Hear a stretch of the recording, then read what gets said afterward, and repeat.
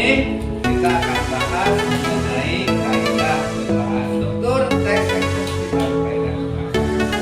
Seperti itu ya. Kemarin kita sudah belajar apa itu tesis. Ada yang masih ingat apa itu?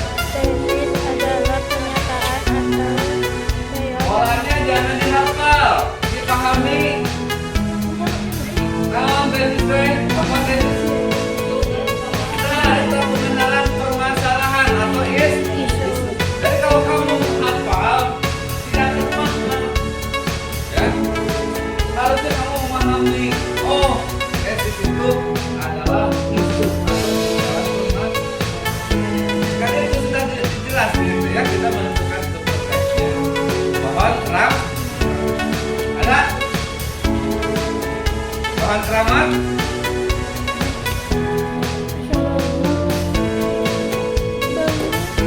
Ada nggak? Ada. Ya, berarti itu kemarin tentang introspeksi. Nah, kita nanti akan bahas tentang yang berjudul pasal 3 adalah pohon keram. Jadi, yang kita bahas kemarin sebelum introspeksi apa judulnya? Introspeksi diri di hari pahlawan. Temanya atau permasalahannya mengenai apa? Pahlawan. Oke, seperti itu ya.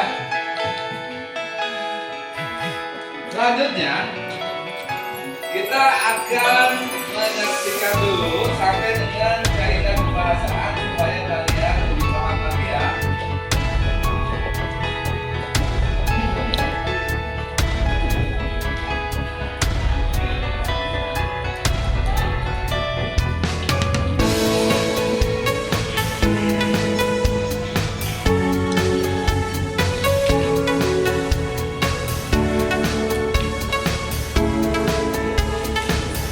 Ya, coba lihat tayangan materinya dengan seksama ya. Kelihatan kan? Kelihatan.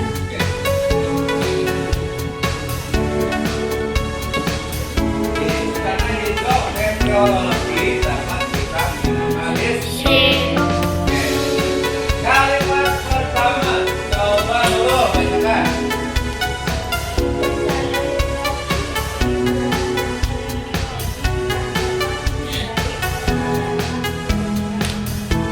Kemudian Alfian, kalimat dua.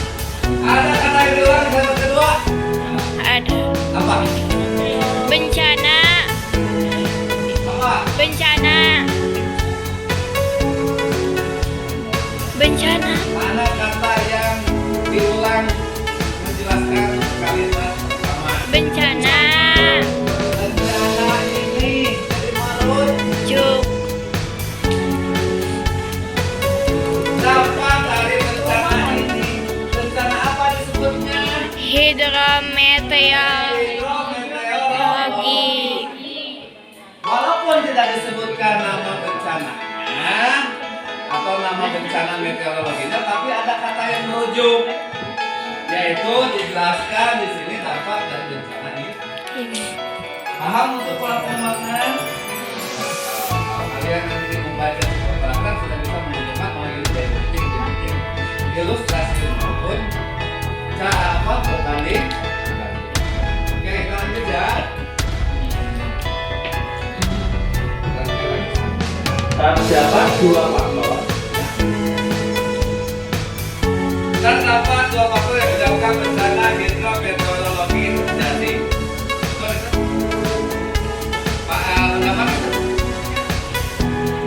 Fakta, oke.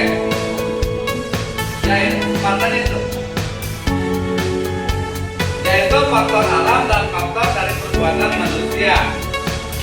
Coba yang kira-kira yang spesifik, pendapat yang mana? terdapat Nah, di kalimat berapa Novia? Di kalimat ke dua, ada kalimat kedua nih. Oke, beberapa bencana yang diakibatkan sifat alam, sifat alami, alam seperti kekeringan dan badai tidak dapat dicegah, tetapi dapat diwaspadai setelah terlihat gejala yang kuat. Namun untuk bencana yang diakibatkan oleh ulah manusia seperti banjir, ini semuanya pendapat disertai dengan fakta. Pendapat dari siapa? Dari penulis. Mana kita lihat dulu faktanya, yaitu satu bencana hidrometeorologi. Kemudian apa lagi? Bencana yang sifatnya alami. Kemudian contohnya yang alami itu seperti bencana kekeringan, ada? Bencana kekeringan? Ada kekeringan? ada Contohnya seperti semua yang tidak punya hujan, ya, itu alami. Dan setiap tahun pasti mengalami musim tersebut. Itu alami. Kemudian longsor bisa sedang tidak? bisa Kalau tanahnya tidak dilus, rusak bawahnya tidak bawah gerak untuk longsor. Kalau seandainya bawahnya masih banyak, tanahnya masih utuh, ya. Kenapa terjadi longsor?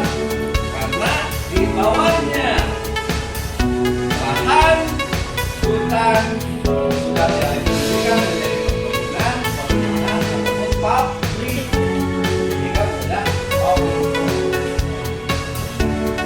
ya bisa apa tadi kata si namun bencana yang diakibatkan oleh ulah manusia seperti banjir dan longsor seharusnya dapat dihindari. Nah, salah satunya banjir dengan longsor. Banjir, supaya terbanjir bagaimana? Tidak membuang sampah. Oke, sepakat. Ini yang kedua adalah rangkaian argumen ya. Oke. Nah, alasan-alasan atau pendapat terkait dengan fakta yang ditulis oleh si penulis. Ketiga apa? Penegasan ulang. Kita cari dulu. Sebagai manusia yang bermoral, kita harus menyadari bahwa kita hidup di alam dan alamlah yang melindungi kita. Jika kita menjaga alam ini tetap lestari, maka bencana yang tidak diinginkan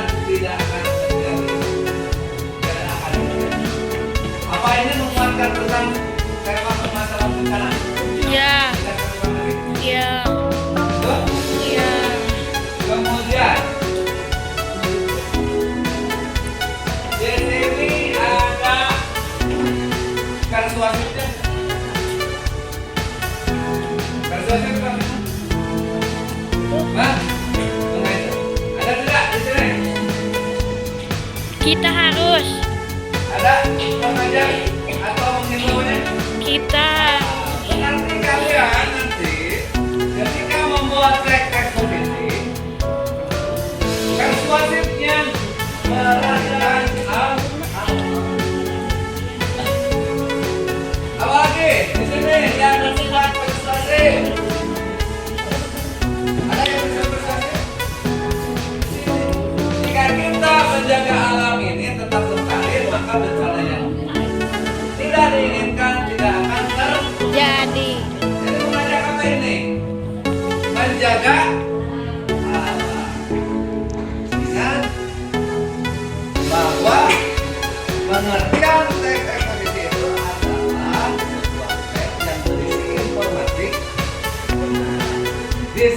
yang berisi informasi disertai pendapat dan fakta untuk mengajak, mendorong, menghimbau para khalayak atau pembaca atau masyarakat untuk mengikuti atau meneluti apa yang kita informasi.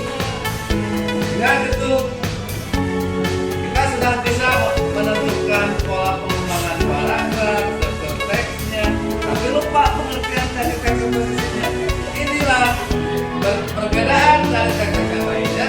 Ini sifatnya bersifat persuasif, mengajak, mendorong, merayu, membujuk. Ya, ini ada sifat atau peristilahan di dalam teks eksposisi itu. Jadi kata-kata yang tidak bisa langsung dimengerti biasanya menggunakan bantuan apa supaya mengerti, menggunakan bantuan kamu. Dan di sini ada kata hidrometeorologi. Kamu paham tidak apa artinya? Tidak ya? Nah, berarti kita bisa mencari informasi tersebut di kamus atau bisa mendapatkan informasi melalui akses Google.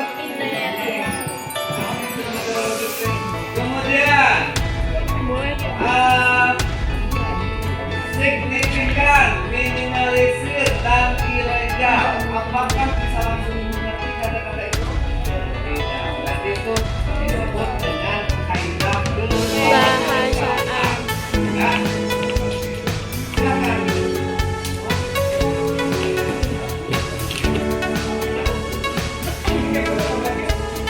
Jadi kalau salah ini adalah sebuah kata pemimpin yang berkaitan dengan pendapat atau argumentasi. Contoh, seperti jika sebab karena dan demikian sebabnya oleh karena itu dan menggunakan kata-kata pemimpin. Contoh, karena waktu seperti sebelum itu. Sebelum itu artinya kan sebelum terjadi. Iya.